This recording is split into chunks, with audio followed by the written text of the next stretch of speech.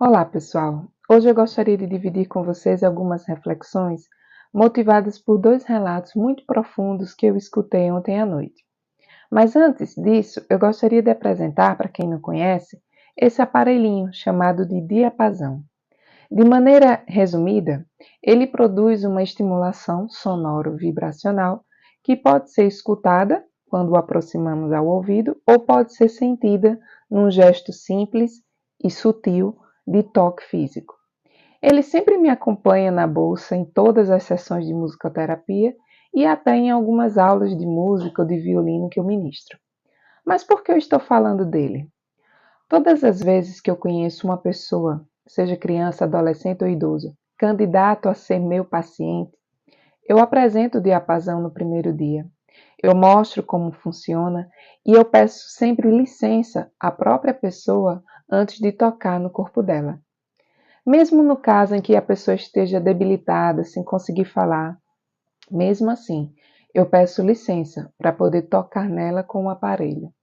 Em caso de crianças e idosos, eu mostro também para os pais ou cuidadores, para que eles também possam sentir o que o diapasão faz. A minha intenção nesse gesto é incluir a todos. É não deixar ninguém sem saber ou conhecer o que eu faço, o que eu carrego e o que eu uso lá dentro, quando a porta se fecha e eu fico a sós com o meu paciente. Mas por que eu estou contando isso? E o que tem a ver isso com os dois relatos que eu ouvi ontem à noite? O primeiro caso eu escutei de uma queridíssima colega que uma família decidiu, ainda que parcialmente, diminuir os contatos sociais de seu filho autista com o mundo, com os jovens de sua idade e, de um modo geral, com as pessoas que não são da família ou terapeutas. Uma escolha muito dolorosa, com graves consequências e sérios desafios. O outro cenário já é de uma família que é muito acolhedora, incentivadora e aberta a todas as possibilidades de inclusão. Eles escutam cada conselho, sugestão e orientação, fazem todas as adaptações, compram todos os recursos. Em ambas histórias, eu me emocionei e senti vontade de acolher cada pai e mãe nos braços, porque os pais dos dois cenários estavam exaustos e igualmente cansados. Por milésimos de segundo, uma prece passou em minha mente: Senhor, que eu não seja mais uma que suga a energia deles. E por que eu pensei isso? Porque eu senti vontade de chorar. Porque mesmo eles estando exaustos, sugados ao extremo, cansados, dormentes, eles nunca pensaram ou pensariam em desistir. No final de cada frase, eu já fiz de tudo, mas por ele a gente continua. Esse lamento final me estremecia de emoção. E eu lembrei de um amigo que um dia me alertou. O conhecimento de um pai ou mãe, o que ele tem sobre seus filhos, é um tesouro insubstituível. E ele não se referia a um conhecimento técnico científico, era o conhecimento do ser que é o meu filho. É urgente a necessidade de olhar para esse conhecimento da família com credibilidade e não desdém.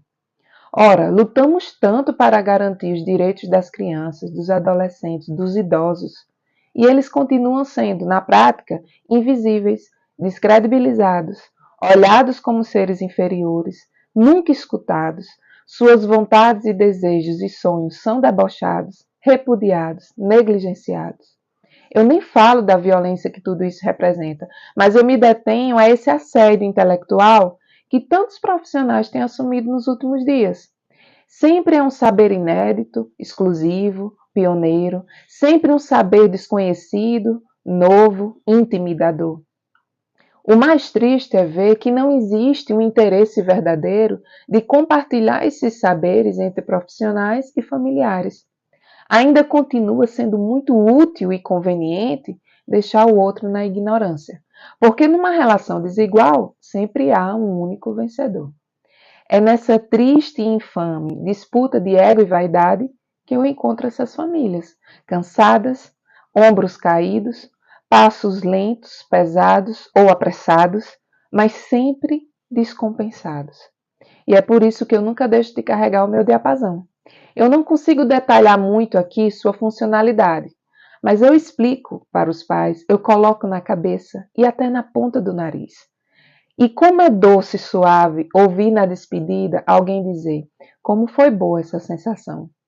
E é sobre isso que eu falo e continuo tentando e seguindo, me tornar uma boa lembrança, uma memória de descanso e refrigério. Isso sim seria muito mais do que eu sonhei.